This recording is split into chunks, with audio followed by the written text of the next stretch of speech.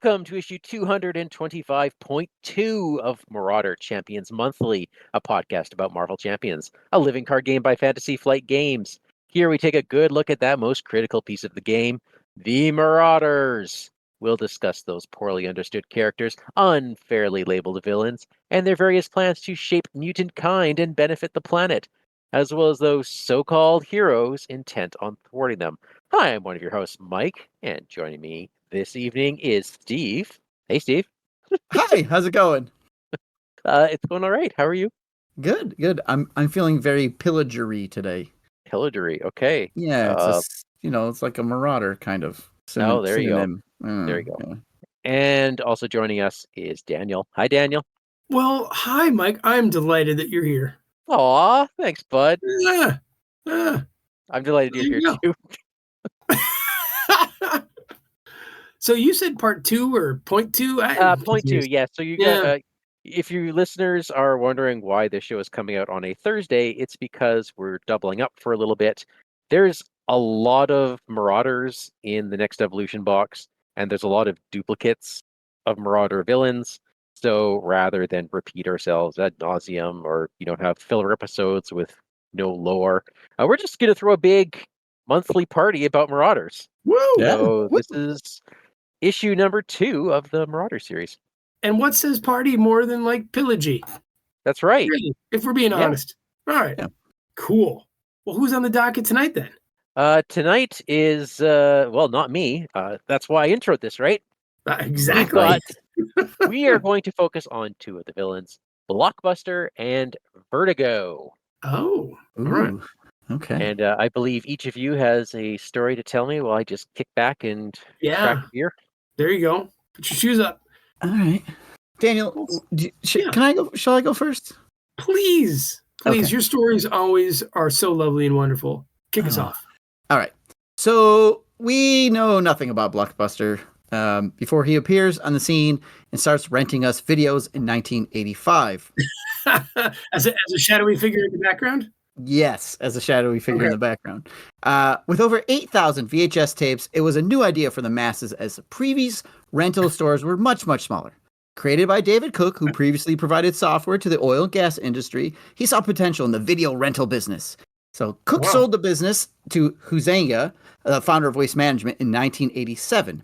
It then went on an aggressive expansion spree, and in the 1990s it opened its 1,000th store. With the advent of streaming, however, Blockbuster was forced into bankruptcy in 2010, and the last company store closed by 2014. Yet, the very last independently owned Blockbuster is still open in Bend, Oregon. Seriously? Yes, and if you'd like to see more, you could go out and check out John Oliver's Last Week Tonight. He did a great piece on Blockbuster in his 2018 season. I highly recommend it. Go watch it. It's probably on YouTube. Awesome. So, that's Blockbuster. Okay. Awesome. So you didn't have any background on this guy either. Oh, the Marvel Blockbuster character? Yeah. Oh, yeah. Yeah. Boring. Okay. I can give you some Marvel Blockbuster if you want. Oh, well, okay. I mean, only if you want to. I mean, that was pretty entertaining. I'll do it. All right. So he's created by Louise Jones Simonson and Walter Simonson in 1986 and first appears in X Factor number 10. A different issue than the rest of them. Oh, okay. But again, we don't really know anything about Michael Bear, which is his real name, before he shows up and just starts smashing stuff. He's the strong man of the Marauder supergroup. He's got various superhuman attributes from his mutation, maybe some of them given to him by Mr. Sinister as well. His limits are not defined. He could clearly lift like 70 tons, and he can go all out for 24 hours without fatigue. He's seen withstanding great impacts of force. He can take an energy blast. He can handle extreme temperatures and pressures and falls from great height. He's the bruiser in the group. It's a well-earned title. He's the big hulking smash guy, right? Blockbuster. Every group needs one. Yeah, and he is it. So I think the most interesting bit I found when researching Blockbuster is he tangles it up with Thor. Oh. Yep. So during the Mutant Massacre storyline, Thor is summoned to the Morlock tunnels by his ally, the frog Puddlegup. Let that sink in. Okay, I was just... can you say it again? Yeah, okay. Thor can talk to frogs. Did you know that? Well, there's that one frog character we have, right? Frog. Yes. Yeah. Frog. Okay. Yeah. So there's a point where Thor is visiting Earth because he's having a Midgard life crisis. Sure. So he visits Central Park with 9 children of a former coworker. Okay, hold on. I'll back up a second. Okay. Okay. Okay. So Thor, years ago, he comes to Earth and he pretends to be normal people. He's like a doctor. He becomes a construction worker. Oh, that is so weird when he's a doctor. A construction worker makes sense, right? Okay. I get that. Yeah. Doctor. Okay, sure. While he's a construction worker, he makes friends with the foreman. And so now we're going to fast forward to the Mutant Massacre storyline. And Thor has once again returned to Earth.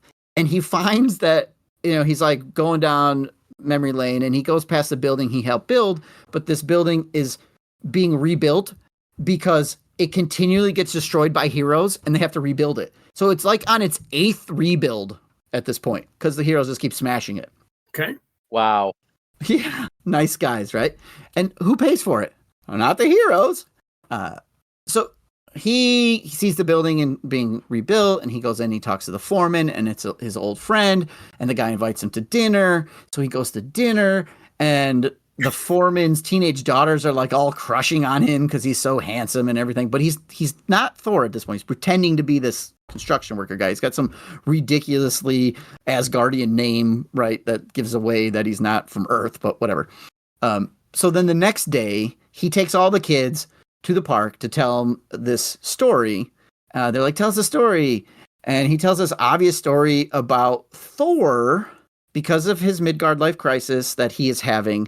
But it's clearly he's supposed to be telling the story about Thor, but obviously it's about him. And the kids aren't stupid. They realize that he's talking about himself and that he's Thor. They're brighter than he is. Okay. Yeah. But during the story, the frog Puddlegup climbs out of the pond in Central Park and talks to Thor, like normal people do. So the kids are like, okay, we realize that you're Thor. Like, you're not fooling us anymore, right? You're talking to frogs. You look at you, right? What's this hammer you're carrying? That was the tell. That was the tell. Talking to frogs. That was the tell. I now know how to identify Thor. Okay. Yeah. If you see a blonde-haired Scandahuvian talking to frogs and the frog is talking back, it might be Thor. All right. It might be Thor. It might be Thor. Okay, so the frog tells Thor all about the mutant massacre. So Thor swings his hammer around and poof, he's Thor again, like he just stepped into an Asgardian phone booth. And he's off to the tunnels to verily do good. Yay, verily. I'll say verily again because he says it a lot. So Thor runs off into the tunnels and he runs into Blockbuster and Harpoon and Vertigo, who are torturing Angel. So I don't know if this spoils any of the Harpoon or Vertigo stuff, but no. Great. I believed in looking at the redemptive values. Okay, good. I wanted to go into the talking frog part. Well, that makes sense. Yeah. So the 3 of these, Blockbuster, Harpoon, and Vertigo, are torturing Angel, and this torture will eventually lead to Angel having to have his wings amputated because it gives him gangrene on the wings, and the doctors can't save the wings. So Thor shows up, and the Marauders run away because it's Thor. But Blockbuster's ego is bruised, so he returns to fight Thor on his own, and he does manage to break Thor's left arm. Really? Then Thor murders him. Okay. I was going to say. He's just straight up kills him. And then he cleanses the tunnel with some kind of crazy hellfire.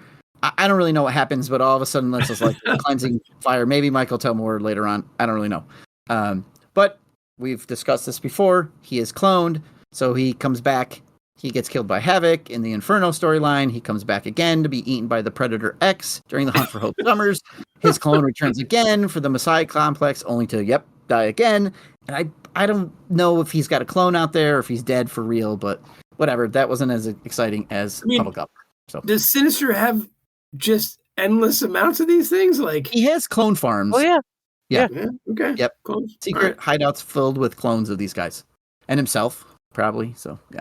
That's Blockbuster. All right. Well, he's about what you imagine a thug like that would be, I guess. Yeah. Let me guess. His card is low scheme, high attack. Is that a fair guess? Yeah. We'll look at him, but I mean, just be kind. Rewind. Okay. So. If you don't know what I'm talking about, if you don't know, you are too young to be listening to our show. Go away. Right? Yeah. Yeah. Yeah. Okay, no, you can say. But ask your parents. Yeah. Can you imagine like a place like Blockbuster ever? I mean, that's crazy. Not anymore. Nope. Right? Like, Yep. and yet when they first showed up, right, they probably thought this is the type of business that will last forever. Yeah. Oh, man, it kind of makes you feel sad. It does. But I'm glad there's one clinging on. And Yeah. It's still out there. There was 2 recently, and then one went away, and there's just 1 left. So, all right. Well, let's talk about somebody who's clinging on here. It's Blockbuster, and he's clinging on some giant rock in the art. So, like all the Marauders villains, he's got an A and a B, and his A side, A0 scheme, A2 attack. He's a brute and a marauder. Forced interrupt when Blockbuster attacks you or an ally you control. Choose. Give Blockbuster a tough status card, or Blockbuster gets +2 attack for this attack with 11 hit points per player. Big fella. Yeah. Now his B side is a 1 scheme. He's thinking a little bit. A 3 attack with the brute, marauder, and the forced interrupt. When he attacks, give Blockbuster a tough status card, or Blockbuster gets +2 for this attack, and this attack gains overkill, 14 health per player. It seems reasonable to his backstory. Sure. He has all the high resistances. We watch him take a punch, so he's tough, or he attacks for a lot and, gets overkill. So makes sense to me. And he has more hit points than the rest of them. Yeah, he does. Yeah. Okay, so he does have a minion, which is a unique minion, 0 scheme, 2 attack, 5 hit points. Brute minion guard with the forced interrupt. When he attacks, he gets a tough status card, or he gets +2 to the attack with 2 boost icons. So he's a little bit beefier than the rest of the mutant slayers. Yep. You know what I like about his traits the most? He leads with brute. Yeah. Not marauder. Yeah. He knows himself. Huh. Yeah, I guess Grey Crow did not. He's Marauder first. Yeah. And Riptide is Assassin first. He's more of an assassin. Yeah. Okay. So I don't want to. It is alphabetical. Alphabetical. I didn't want to give it away, but yeah, it's alphabetical. So. Oh, that's sad. But not for Blockbuster, Daniel. He specifically chose. That's sad that that's always been true, and I've never noticed. Yeah. How great is that? Yeah. Okay, so Blockbuster, either he's tough or he's a 5 attacker. That's pretty good. Yeah. Now, I have heard people ask the question, if he is tough already and he attacks me, can I give him tough status card? No, you cannot choose that one if he already has the tough status card. Right. You must choose the other option. So in a multiplayer game, he gets tough against the first guy maybe, and then unless there's a retaliate or something like that, which can be his weakness, he's going to get that attack bonus. Yeah. So he could be hit for 4 or 5 plus a boost card. So, yep. Yeah. And just to be clear, it's because you have to choose an option that changes the game state. Correct. And the reason why I want to say that is because we already have an encounter set that uses multiple tough cards on Armadillo. Right. And in the future, there could be something that does multiple toughs, which might. Well, we have a hero with multiple toughs. So, yeah, I mean, that's there. Yeah, which might, if there's an opportunity to double up toughs on Blockbuster, then that would make it a viable option. But otherwise, nope. He's hitting you for 5. You sucker, Justice player. And you, overkill. Yeah. And you can't make him steadfast to put 2 toughs on him either. It doesn't work. Yeah. Oh, yeah. Cool. Mike, how you feeling, by the way? I'm all right. You're not a little disoriented, a little dizzy? Nothing? Well, too soon. I see what you're saying. Okay. Guys, let me tell you about Vertigo. Now, Vertigo. I get it. Dizzy. Now, we first met Vertigo as a Marauder in Mutant Massacre in our game, right? But, yes. Mike, trivia. Do you know where she's from? Where she's from? Yeah, where was she born? We actually know this? Yeah. Vertigo has a backstory? Yeah. Oh, you got me. You just blew my mind right there. Mike, she's from the Savage Lands. Ooh. So like a box later from here, we get to explore her hometown. So she starts her career there as one of the Savage Lands mutates, beating up on the likes of Spider-Man and some X-Men. And guess what? That's where she stays forever. What? But I hear you saying, but she's in Mutant Massacre. She is a Marauder, and that's not She's in the the Savage Marauder. Lands. That's not in the Yes. Savage Lands. Right? Cloning. Now, yes, cloning, Steve. But the interesting thing about her versus all the other ones is there's no evidence that the real Vertigo ever knew Mr. Sinister. Oh. Yeah. Cool. So he just plundered her DNA and somehow, yes. In fact, like half of her story arcs are out. They're outside of the Savage Lands, but like the Vertigo you see that are stunning your friends and Morlocks, she's a clone. And now I'm not totally sure how Mr. Sinister gets her DNA, but the Vertigo in our game dies all the time, keeps getting recloned to fight, just like all the other ones. Mm-hmm. Right? Now, but yeah, Vertigo's really a Savage Lands inhabitant and never leaves the place, as far as we know. So the sad effect that this really has, like the whole, like, it's not the Vertigo that we see in like our game and all that kind of stuff. The real one lives in the Savage Lands, is that she's not such a character, guys. There's not a lot of depth there. It doesn't help, and it really doesn't help that her origins are shrouded in that proverbial mystery of the secondary villain either. Yet, she appears all the time in lots of places. So she's clearly important in some sense. Her superpower is awesome. She disorients you. She makes you want to hurl. She can even knock you unconscious. Now, that kind of ability it works great in epic team brawls like she usually gets into and like we see her, right? Now, I want to tell you about my favorite thing about her, if I can. Sure. Yeah. And this has to do with one of the groups that she joins with. This would be the Savage Land one who somehow comes out. And so she joins with this super group. And I demand that this becomes at least a modular set. Oh, okay. Okay. Gentlemen, she is a member of the Femizons, an all-female group of villains led by the brilliant feminist Superia. Ideologically, they're awesome in that they work to establish universal female dominance. I mean, I've been screaming since day one for more big-time villains, and this group is totally up my philosophical alley. So, Steve, can you please make it happen if Caleb and Tony refuse this? I can talk to them, but I'm going to talk to you about Arclight and the Femizons. Okay, so you're going to bring us more Femizons? Okay. Yeah, great. Maybe. So, yeah. Because, oh my God, the Femizon. Feminist Amazon. This is incredible. All right, so now, sadly, there's not actually much else to say about Vertigo, I guess. I like that her Savage Land self and her evil Marauder self, they're separate. And I think her abilities are great. But I'm not necessarily finding that point of relatability like I like to do. But hey, she's a minion. That's it. For now. So let's take a look at her card. All right. So Vertigo A, like the rest, A and B. Now she's a schemer, guys. She's a smarty pants. So she got 2 scheme, 0 attack. She has the Marauder and Mutate traits. And that attack comes with the force interrupt. When Vertigo attacks you or an ally you control, choose. Stun a character you control, or Vertigo gets the standard +2 attack for this attack. 9 hit points per player. Now her B-side is 3 scheme, 1 attack.